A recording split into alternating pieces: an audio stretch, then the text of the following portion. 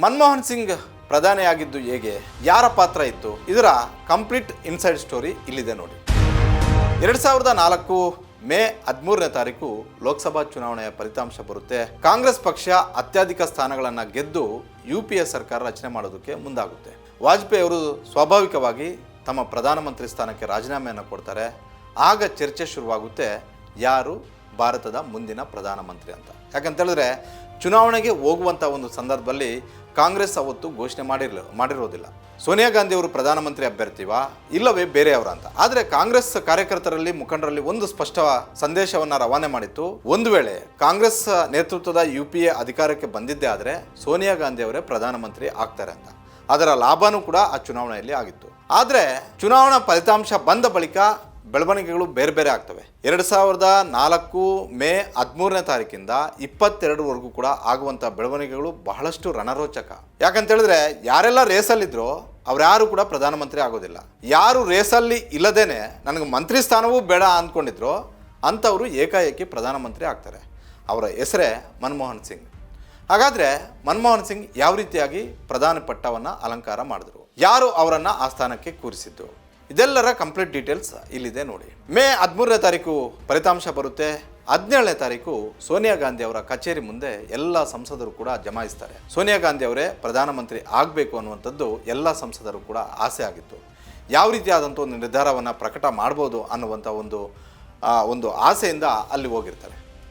ಆದರೆ ಸೋನಿಯಾ ಗಾಂಧಿ ಅವರು ಅಲ್ಲಿಗೆ ಬಂದವರೇ, ಸೋನಿಯಾ ಗಾಂಧಿ ಅವರು ಕೇವಲ ತಾವೊಬ್ಬರೇ ಬರೋದಿಲ್ಲ, ತಮ್ಮ ಜೊತೆಗೆ ತಮ್ಮ ಮಕ್ಕಳಾದಂತಹ ಪ್ರಿಯಾಂಕಾ ಗಾಂಧಿ ಹಾಗೂ ರಾಹುಲ್ ಗಾಂಧಿ ಅವರನ್ನು ಕೂಡ ಕರ್ಕೊಂಡು ಬರ್ತಾರೆ. ಕರ್ಕೊಂಡು ಬಂದು ನೇರವಾಗಿ ಸಂಸದರನ್ನು ಉದ್ದೇಶಿಸಿ ಒಂದು ರೀತಿ ಚುನಾವಣಾ ಗೆಲುವಿನ ಭಾಷಣ ಥರ ಮಾಡ್ತಾರೆ. ಮುಂದೆ ದೇಶವನ್ನು ಯಾವ ರೀತಿಯಾಗಿ ಮುನ್ನಡೆಸ್ಕೊಂಡು ಹೋಗಬೇಕು ಅನ್ನೋಂಥದ್ದನ್ನು ಹೇಳ್ತಾರೆ. ಜೊತೆಗೆ ನಾನು ಕಳೆದ 6 ವರ್ಷಗಳಿಂದ ದೇಶದ ರಾಜಕಾರಣವನ್ನು ನೋಡಿದ್ದೀನಿ, ದೇಶದಲ್ಲಿ ಏನೆಲ್ಲ ಆಗ್ತಿದೆ ಅನ್ನುವಂಥದ್ದನ್ನು ನೋಡಿದ್ದೀನಿ. ಹೀಗಾಗಿ ನನ್ನ ಆತ್ಮಸಾಕ್ಷಿ ಹೇಳ್ತಾ ಇದೆ ನಾನು ಪ್ರಧಾನಮಂತ್ರಿ ಆಗೋದು ಬೇಡ ಅಂತ. ಹೀಗಾಗಿ ನಾನು ಪ್ರಧಾನಮಂತ್ರಿಯ ಅಭ್ಯರ್ಥಿ ಅಲ್ಲ ಅನ್ನುವಂಥದ್ದನ್ನು ಸೋನಿಯಾ ಗಾಂಧಿ ಅವರು ಅಲ್ಲಿದ್ದಂತಹ ಸಂಸದರಿಗೆ ಹೇಳುವಂಥ ಒಂದು ಕೆಲಸವನ್ನು ಮಾಡ್ತಾರೆ.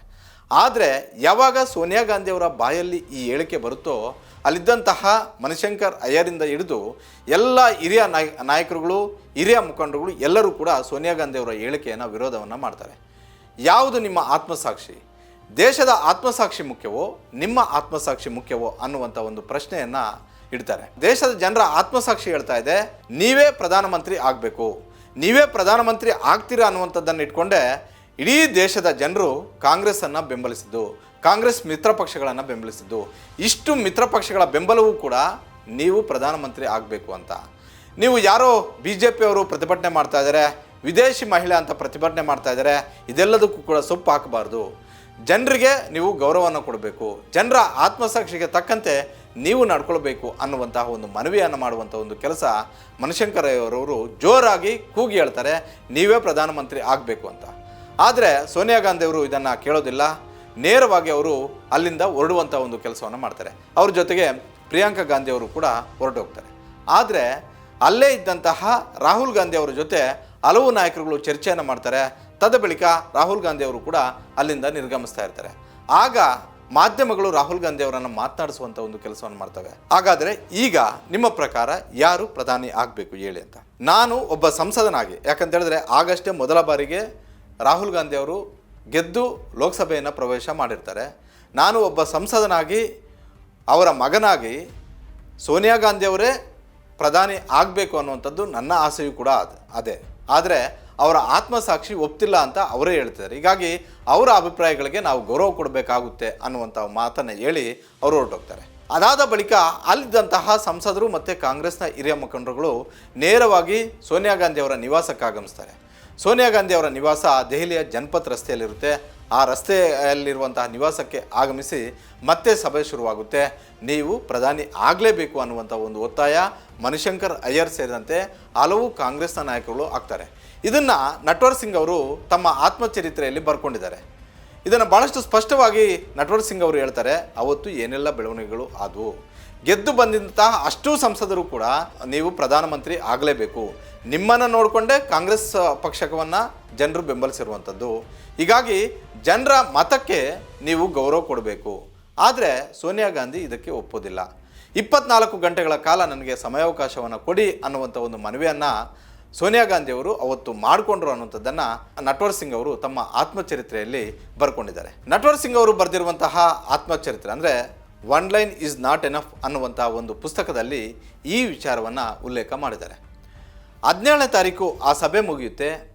18ನೇ ತಾರೀಕು ಅಂದರೆ ಸೋನಿಯಾ ಗಾಂಧಿ 24 ಗಂಟೆಗಳ ಕಾಲ ಸಮಯವನ್ನು ಕೊಟ್ಟಿರ್ತಾರೆ. ಅದಾದ ಬಳಿಕ ಜನಪತ್ ರಸ್ತೆಯಲ್ಲಿ ಮತ್ತೆ ಎಲ್ಲರೂ ಬಂದು ಸೇರುವಂಥ ಒಂದು ಕೆಲಸ ಆಗುತ್ತೆ. ಗೆದ್ದು ಬಂದಿರುವಂತಹ ಅಷ್ಟು ಸಂಸದರು ಕೂಡ ಸೋನಿಯಾ ಗಾಂಧಿ ಅವರ ನಿವಾಸಕ್ಕೆ ಆಗಮಿಸ್ತಾರೆ. ಸೋನಿಯಾ ಗಾಂಧಿ ಅವರು ಸೋಫಾ ಮೇಲೆ ಕೂತಿರ್ತಾರೆ. ಅವರ ಪಕ್ಕದಲ್ಲಿ ಪ್ರಿಯಾಂಕಾ ಗಾಂಧಿ ಕೂತಿರ್ತಾರೆ. ಅದೇ ರೀತಿ ಪಕ್ಕದಲ್ಲಿ ಮನಮೋಹನ್ ಸಿಂಗ್ ಅವರು ಕೂಡ ಕೂತಿರ್ತಾರೆ.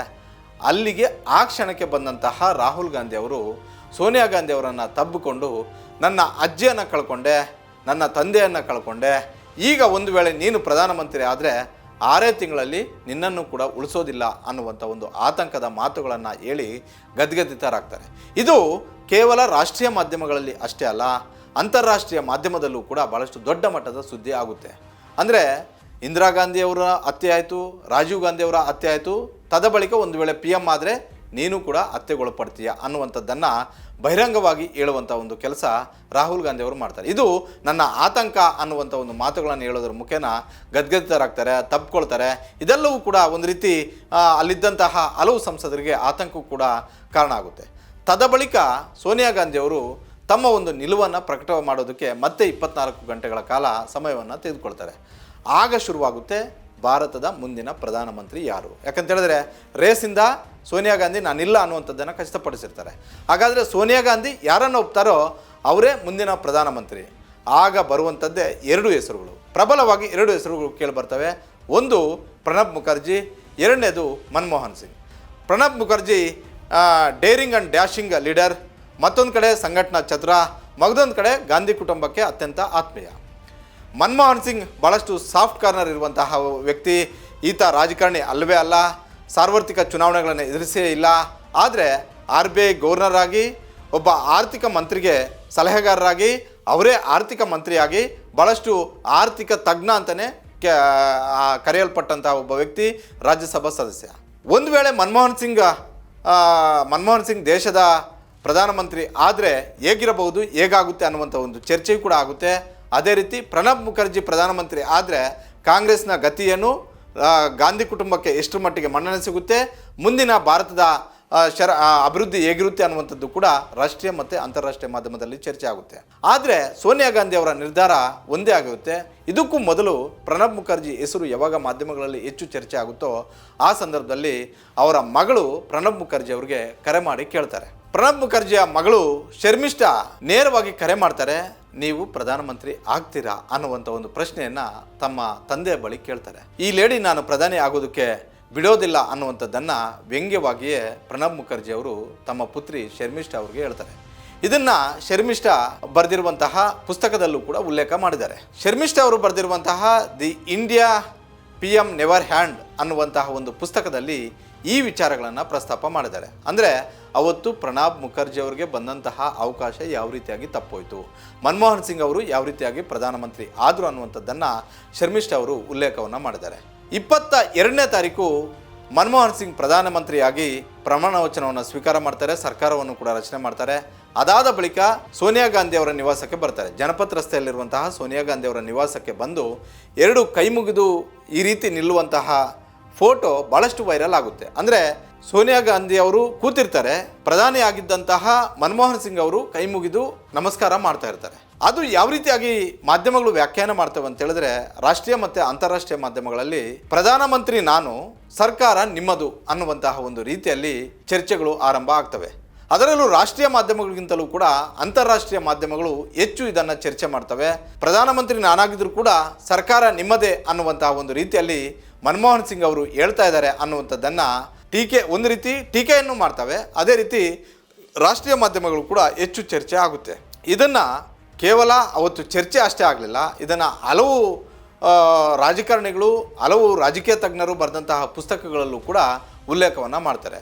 ಒಂದು ರೀತಿ ಇದನ್ನು ಶರ್ಮಿಷ್ಠಾ ಅವರು ಬರೆದಿರುವಂತಹ ಪುಸ್ತಕದಲ್ಲೂ ಕೂಡ ಉಲ್ಲೇಖ ಆಗಿದೆ. ಅದೇ ರೀತಿ ನಟ್ವರ್ ಸಿಂಗ್ ಅವರು ಬರೆದಿರುವಂತಹ one line is not enough ಅನ್ನುವಂತಹ ಒಂದು ಪುಸ್ತಕದಲ್ಲೂ ಕೂಡ ಈ ವಿಚಾರಗಳನ್ನು ಉಲ್ಲೇಖ ಮಾಡಲಾಗಿದೆ. ಸ್ಪೇನಿಷ್ ದೇಶದ ಲೇಖಕ ಜೇವಿಯರ್ ಮೊರೋ ಬರೆದಿರುವಂತಹ ದಿ ರೆಡ್ ಶಾರಿ ಪುಸ್ತಕದಲ್ಲೂ ಕೂಡ ಇದನ್ನು ಉಲ್ಲೇಖ ಮಾಡಲಾಗಿದೆ. ಈ ಮೂರೂ ಪುಸ್ತಕಗಳಲ್ಲೂ ಕೂಡ 2004 ಚುನಾವಣೆಯಲ್ಲಿ ಕಾಂಗ್ರೆಸ್ ಪಕ್ಷ ಯಾವ ರೀತಿಯಾಗಿ ಗೆಲ್ತು, ಮನಮೋಹನ್ ಸಿಂಗ್ ಯಾವ ರೀತಿಯಾಗಿ ಪ್ರಧಾನಿ ಯಾದರು ಅನ್ನುವಂತಹ ಒಂದು ವಿಚಾರಗಳನ್ನು ಸುದೀರ್ಘವಾಗಿ ಉಲ್ಲೇಖ ಮಾಡುವಂಥ ಒಂದು ಕೆಲಸವನ್ನು ಮಾಡಿದ್ದಾರೆ. ಇದು ಕಂಪ್ಲೀಟ್ ಇನ್ಸೈಡ್ ಸ್ಟೋರಿ. ಆ ಸ್ಥಾನ ನನಗೆ ಬರೋದೇ ಇಲ್ಲ, ನಾನು ಆ ಸ್ಥಾನದ ಆಕಾಂಕ್ಷಿನೇ ಅಲ್ಲ ಅಂತ ಹೇಳ್ತಿದ್ದಂತಹ ಮನಮೋಹನ್ ಸಿಂಗ್ ಯಾವ ರೀತಿಯಾಗಿ ಪ್ರಧಾನಮಂತ್ರಿ ಆದರು, ಒಂದು ವೇಳೆ ಸೋನಿಯಾ ಗಾಂಧಿ ಪ್ರಧಾನಮಂತ್ರಿ ಆಗದೇ ಇದ್ದರೆ ನಾನೇ ಪ್ರಧಾನಮಂತ್ರಿ ರೇಸಲ್ಲಿ ಇದ್ದೀನಿ ಅನ್ನುವಂಥದ್ದನ್ನು ಬಹಿರಂಗವಾಗಿ ಹೇಳ್ಕೊಂಡಿದ್ದಂತಹ ಪ್ರಣಬ್ ಮುಖರ್ಜಿ ಅವರಿಗೆ ಅವತ್ತು ಆ ಸ್ಥಾನ ಯಾವ ರೀತಿಯಾಗಿ ತಪ್ಪಿತು ಅನ್ನುವಂತಹ ಇನ್ಸೈಡ್ ಸ್ಟೋರಿ.